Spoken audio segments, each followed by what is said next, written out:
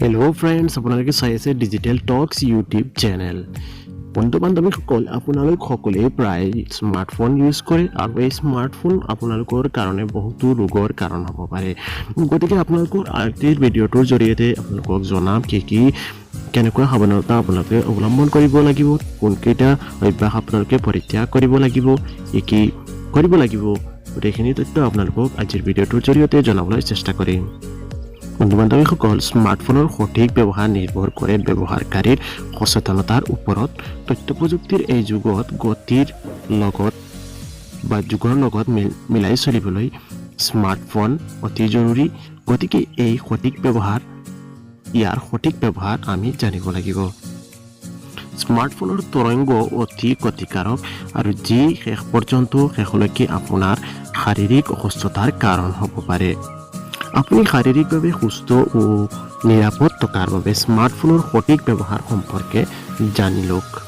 প্ৰথম কথাটো হ'ল, আপুনি টোপনি যোৱাৰ সময়ত আপুনি স্মাৰ্টফোনৰ ব্যৱহাৰ নকৰিব।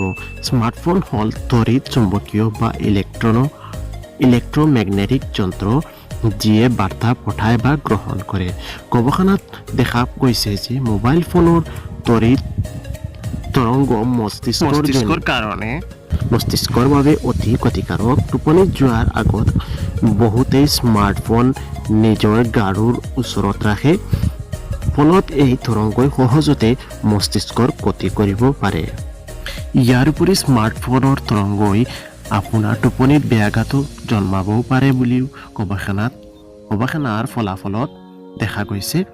গতিকে আপুনি যেতিয়া টোপনিত যাব, সেই সময়ত স্মাৰ্টফোন আপোনাৰ বিচনাৰ পৰা দূৰত ৰখাই ভাল হ'ব।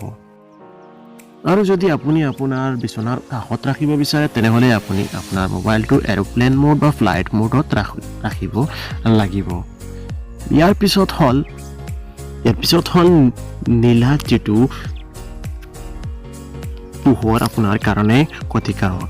স্মাৰ্টফোনৰ নীলা পোহৰ শৰীৰৰ কাৰণে অতি ক্ষতিকাৰক আৰু এই পোহৰে শৰীৰৰ মেলাটনিন হৰম'ন নিঃসৰণত বাধা দিয়ে। ইয়াৰ ফলত আপোনাৰ টোপনিত ব্যাঘাত জন্মে। স্মাৰ্টফোনৰ নীলা পোহৰে আপোনাৰ মূৰৰ বিষ বা চকুৰ সমস্যাৰ সৃষ্টি কৰে। স্মাৰ্টফোনৰ পোহৰ আপুনি অতিকৈ কম ৰখা উচিত আৰু টোপনিত অন্ততঃ 3 ঘণ্টা আগত কথা পতা বা অন্য কোনো কামত স্মাৰ্টফোন ব্যৱহাৰ নকৰাই ভাল। ইয়াৰ পিছত হ'ল আপোনাৰ মোবাইলে নেটৱৰ্ক কিমান পাইছে, স্মাৰ্টফোনৰ নেটৱৰ্ক কিমান পাইছে সেইটো দেখাৰ বিষয়। বিজ্ঞানী ডক্টৰ ডেব্ৰা ডেভিডছৰ মতে, নেটৱৰ্ক কম থাকিলে বিকিৰণ যথেষ্ট বেছি হয়। ইয়ে আপোনাৰ স্বাস্থ্যত নানা সমস্যাৰ সৃষ্টি কৰে। নেটৱৰ্ক ভাল থাকিলে স্মাৰ্টফোনৰ বিকিৰণ যথেষ্ট কম হয়। স্মাৰ্টফোনত বেছি সময় গৰম হৈ যায়, বেছিভাগ স্মাৰ্টফোন গৰম হৈ থাকে। ফোন গৰম হ'লে কিছু সময়ৰ কাৰণে ফোন হাতত নোলোৱাই ভাল, কাৰণ এইটো স্বাস্থ্যৰ জন্য ক্ষতিকাৰক। ইয়াৰ উপৰি স্মাৰ্টফোনৰ সংযোগ আপোনাৰ কাণৰ লগত নৰখাই ভাল। স্মাৰ্টফোনৰ লগত কেঞ্চাৰৰ সম্পৰ্ক আছে।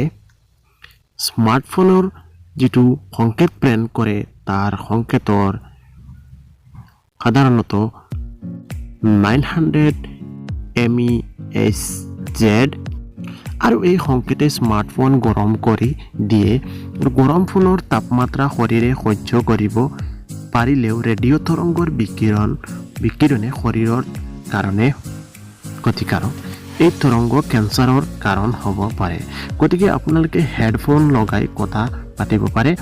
গৱেষকসকলৰ মতে, স্মাৰ্টফোন পকেটত নাৰাখি বেগত ৰাখিব লাগে। ইয়ে স্মাৰ্টফোনৰ সংযোগ ডাইৰেক্টলি আপোনালোকৰ শৰীৰৰ লগত নপৰে আৰু কেঞ্চাৰৰ যি সম্ভাৱনা আছিল, সেই সম্ভাৱনা অত্যন্ত কমি যাব পাৰে। ইয়াৰ পিছত হ'ল আপোনালোকে সন্মুখৰ ফালে হালি স্মাৰ্টফোন ব্যৱহাৰ নকৰিব। ইয়াৰ ফলত অনেক মানুহে বহুতে ফোন চলোৱাৰ সময়ত সন্মুখৰ ফালে হেলা হৈ স্মাৰ্টফোন ইউজ কৰে।